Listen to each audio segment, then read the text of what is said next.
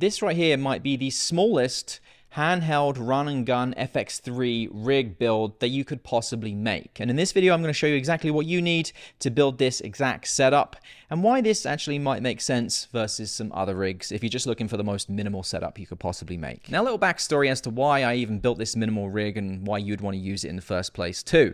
I wanted a way to travel pretty easily with the Blazar Remus anamorphic lenses and not have to use a big monitor, because when you have a monitor and a battery, it just makes it really big and it's not very travel friendly. But the problem with the Blazar Remus anamorphic lenses is they're a 1.5x anamorphic lens, and the FX3 doesn't desqueeze 1.5, it's only 1.3 or 2x. I wanted to just use the back of the monitor on the FX3 there, but because it doesn't desqueeze that way, I couldn't. So I had to attach a monitor to it. And this is my current favorite monitor, the Atomos Shinobi. And when I added a battery to the back of it and all the cables, it just became a mess and it really wasn't very travel friendly. So I wanted to see if I could use an app within my phone to desqueeze, which sure enough, the Monitor Plus app does. Started building it out and ended up coming up with this. And the fact that it just has one cable meant it was really the most minimal rig that we've ever built here on the channel. So that's why we're here. A minimal rig for travel really makes sense because you often don't have time to take everything out of your bag, build it all up, and then just shoot. You want to be able to pull it out and shoot straight away. And if you have a rig already built, it doesn't fit in your bag in the first place, which means you always have to carry it with you. So there really isn't anything out there that can allow you to quickly shoot, but have kind of like that travel-friendly appeal to it as well. Now, the FX3 is my video camera of choice, and I'm not saying it's the one that you should go and buy, but if you're looking at shooting video and you have the budget, full frame, 4K, 120 frames per second, it's got all those beautiful big tally lights on the back of it, various different ways to get audio from this if you want to use the top handle. Great autofocus, not Sony's best anymore, but it's still fantastic. Stabilization is good, and it's actually a very small camera compared to some of the other options that can do the same thing. And obviously a big reason, the dual base ISOs. So the FX3 is still a fantastic camera 4 years later, I think now we're at. The other tool you're gonna need is a monitor. And in this case, the whole thing that makes this as minimal and as small as it is the phone that I'm using, which is an iPhone. This is a 15 Pro Max, and I don't know if you can tell, but it is pretty scratched up. I did buy the 16 Pro Max, and I returned it because it didn't feel like an upgrade enough, and the camera button was annoying and put in the wrong place, and that's a whole video in itself. But yeah, I returned it, canceled my trade-in, and I guess we'll have the 15 Pro Max for another year. Try again next year, Apple. Do better. You don't need to use an iPhone. You can use an Android phone if you want. As long as it has the Monitor Plus app, it'll work. But the key point of using a phone here is that it has a nice, big, bright screen. It's a 1000 nit screen with the 15 Pro Max in regular use. Like right now, it's 1000 nits. But if you go outside and use it in bright daylight, sunlight, it will go up to a peak brightness of 2000 nits. So it's super bright for using outside. It's rare anymore that you hear anyone say, I couldn't see my iPhone in the bright sunlight, which used to be a thing and is still a thing with some monitors. So a phone is actually a good choice as a monitor for your camera. But the other benefit to using your phone is there is no battery because it's all built into the phone. Remember we used to have batteries you could take out and change? That seems like so long ago now, and I'm very much aging myself by saying that. But you used to take batteries out and be able to change them. Now they're all built in, and they're tiny and they're super thin, and they're way smaller than these batteries. And this is arguably a large battery anyway, but yeah, if you wanted to attach that to the back of here, it adds a substantial amount of weight, and batteries add a lot of size. Phones, it's just all built in, and that's it. There's nothing else. Now, at this point, I know there's going to be some people that say, well, there's negatives of using phones, and yeah, we'll get to that at the end. We're just talking about the build right now, what it is that you're using and why this works. And then the other benefit with using your phone is because the new iPhones or Androids, if that's what you choose to use, are USB-C. You can just plug a USB-C cable directly into your FX3, and that's how you get your signal. Now, I'm using the iPhone, as I've already said. This is the Monitor Plus app, which I've done a whole video on up here. It's a pretty old video now, and it did really well when it first came out, but that is the app that I would recommend you use with your phone. I'm using an iPhone, does work with Android as well. There is a premium version, which I believe is $20. It's entirely worth it. It just unlocks a few extra features, tools that you're going to use.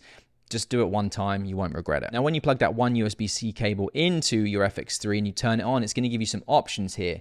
The one you want to select is this one right here, the remote shooting one. So just tap that, and it immediately sends a signal directly to Leica Photos would like to access. Oh, okay, sure. It immediately sends a signal to the phone there, and that is your live feed from the camera. Now, in terms of delay, if you want to see, obviously this is real time.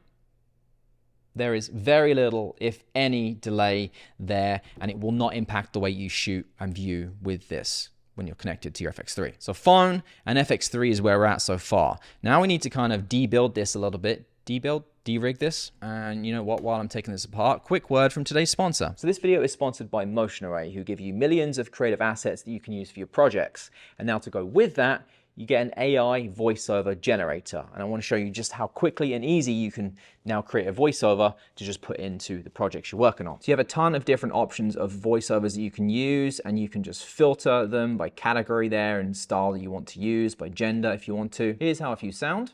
Well, I'll tell you, there's nothing quite like the simple life out here on the ranch. Here, in the heart of the ancient forest. Start your day right with our delicious, nutritious yogurt. So all you got to do is type in what you want. So once upon a time, I needed a voiceover. So let's select Southern Charm and generate. And tell you how far along it is. And once it's done, you can preview it. There we go. Once upon a time, I needed a voiceover. What you can also do is change the speed. You can also change the emotions. Let's say I want it more angry. Regenerate that. Once upon a time, needed a voiceover. So you can see how that just changes the inflection and the tone of the voice. So you can really adapt it for whatever project it is you're working on. And once you've got it how you want it to sound for your project, you can just tap the little download button there, insert it into your project, and you're good to go. It's as quick and as easy as that. So you can see how if you need a voiceover really quick, you don't have to rely on external resources to get one. You can just jump on here, type in what you want, pick your voice, change a few settings, and get one pretty much immediately. Now there's a few ways that you can get access to this voiceover generator. If you're already a Motion Array subscriber for yearly or monthly,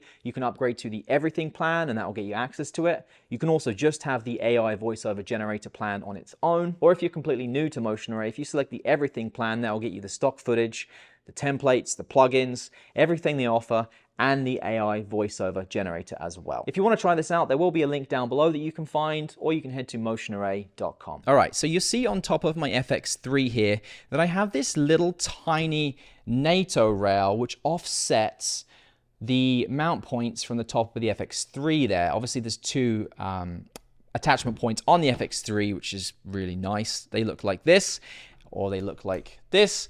That's what you have there. There's two holes. And I have this little plate, which I found on Amazon, and I will link below. And what this does is it allows you to use this multi-interface shoe while still having a NATO rail. Typically, if you wanted to put a NATO rail right here, it blocks this multi-interface shoe. This allows you to still continuously use that, especially with this, which is why I had that down there. I love this little thing. So when you have that attached there, I can now mount my monitor and still have this on there at the same time. Now, the phone clamp that I opted to use was the Stallman clamp. Now, you don't have to use this specific one. I tried a few, I own a few, and this is by far the best option because it's so minimal. This is designed by Condor Blue and Tyler Stallman. Condor Blue literally are filmmakers that make filmmaking gear. So it's designed for this exact purpose compared to some other ones out there which aren't. It's spring-loaded, so it does fit up to a 15 Pro Max there. It actually has a ton of tension in there. And you've got mount points on the top, mount points on the rear, and there's a nice big gap here with this little magnet thing, which locks into place there. And I'll show you what that's for in a second. But this is really what allowed me to make this whole setup so minimal. I used it with this little small rig monitor mount, which is a NATO locking one. So right here, you're going to screw this into the back just here, like so. And then this will mount directly onto here. Now you'll notice that if you put it right in the middle there, your phone is actually going to be a little bit off center. So I actually kind of put it a little bit more to the left, but you do you, however you want to mount it. I would recommend you put this bit at the front as well, because if you do it this way around, you're going to defeat the purpose of using this offset plate, and you're not going to be able to put anything on the multi-interface shoe anyway. You also don't have to mount it that way. You could mount it if you wanted to that way. So you do whatever you want, but if you do it this way, the benefit is the cable comes out this side and then goes straight into here. If you have it this way, there's going to be something sticking out this way, and it just doesn't make sense. And we're going to put it just there so that the phone is in the middle, but also it still allows me to mount audio if I wanted to. And I'll show you right here that this does work. We're going to turn this on. So if you don't believe me that this does actually fit in that little tiny gap there, it's really hard for me to show you. I'll just show you the easiest way. There we go. Levels are on top here, but they're also in the camera there. So that is connected as much as it needs to be to get the signal into the camera. There's like millimeters of gap in there, but it is in as far as it needs to go in. We're gonna take that off for the purpose of the rest of this video though. Now, one of the nice things with the Stallman clamp when you buy is it comes with this 40 gigabits per second Condor Blue, there we go, USB-C to C adapter, which is right angled. So you can take the little magnet out of here. This is gonna be really hard for me to show on camera because it's so fiddly, but pop that in there like so. Then get your magnet, make sure it's the right way up. Pop this in here. I'll probably try and get you a closer up shot for you. And what that does now is, you see on the side just there, there's a USB-C plug for your phone. Mount your phone in here, and you'll see now that the USB-C port is, where is it? It's just on the bottom there instead, which is super handy because it means you don't have that cable sticking out to the side, as I already said. We can plug that in. And now with this being that 11-inch cable, like I said, you can wrap it around once, and it's the perfect length to literally just go in the side of the USB-C port, just there on the FX3. Remote shooting, and boom, we are in action. That is your tiny FX3 rig. Now, one of the nice things with this setup as well is the fact that you can change the angle of the monitor completely. So if you want to go full selfie, you can go full selfie. See? You have a full selfie camera right on there if you need to have like a front-facing screen for whatever reason. But you can also, if you want to hold it waist level and have it top down like that, you can do that as well. There's your side angle there, so it's literally angled directly up if you like shooting from the waist. Or if you want to just have it facing you, you can have it that way as well. So you have all the options to literally angle it whichever way you could possibly need. And if you want to see what it looks like if you have the USB-C just out the side there, if you didn't have this right angle adapter for whatever reason, that's what it would look like. It's not too bad, it just adds a little bit of bulk sticking out the side there. And you'll actually notice that if you change the orientation of the mount, or the clamp on here, the monitor clamp, to this side, you'll lose access to the multi-interface shoe, but this will actually allow you to angle this monitor much closer, and it's almost directly on top of the camera there. So, oh, my rotation.